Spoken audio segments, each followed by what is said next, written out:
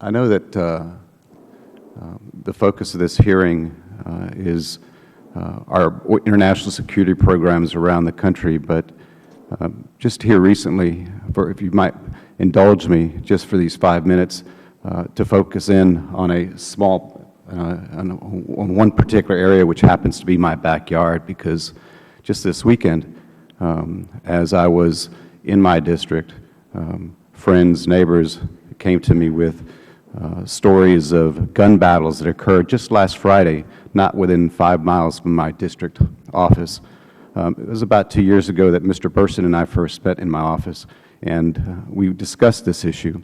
And for the last year and a half, I've repeatedly had discussions and warned administration officials about the degree of violence in Matamoros, Mexico, which is right at the border of Brownsville. More than 100,000 people have died in Mexico since 2006, and the most recent travel warning reads like this. The most recent State Department travel warning for Mexico warns visitors to the state of Tamaulipas, which includes Matamoros, Reynosa, and Nuevo Laredo, which are right across the border from the towns of Brownsville, McAllen, and Laredo, to defer all non-essential travel. Throughout the state, violent crime, including homicide, armed robbery, carjacking, kidnapping, extortion, and sexual assault, pose significant safety risks. State and municipal law enforcement capacity is limited to non-existent in many parts of Tamaulipas. Violent conflicts between rival criminal elements and or the Mexican military can occur in all parts of the region and at all times of the day.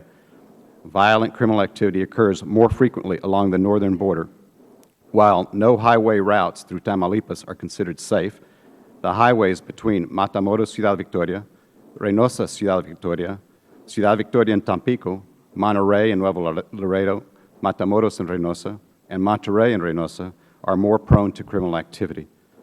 Organized criminal groups sometimes target public and private passenger buses traveling through Tamaulipas. These groups sometimes take all passengers hostage and demand ransom payments. In Tamaulipas, U.S. government employees are subject to movement restrictions and a curfew between midnight and 6 a.m. Matamoros, Reynosa, Nuevo Laredo, and Ciudad Victoria have experienced numerous gun battles and attacks with explosive devices in the past year. The number of reported kidnappings in Tamaulipas is among the highest in Mexico, and the number of U.S. citizens reported to the consulates in Matamoros and Nuevo Laredo as being kidnapped, abducted, or disappearing involuntarily in 2014 has also increased. In February, the United States Consulate in Matamoros reported 227 separate security incidents in the U.S. border region, including of a carjacking at a supermarket frequented by the U.S. Consulate employees. The 227 incidents represented only a fraction of actual criminal activity due to self-censorship by journalists. On February 2nd and February 5th, the U.S. Consulate General in Matamoros warned U.S. citizens of increased violence due to rolling gun battles between Los Ciclones and Los Metros factions. U.S. consulate staff and their families were advised to restrict travel temporarily due to the violence.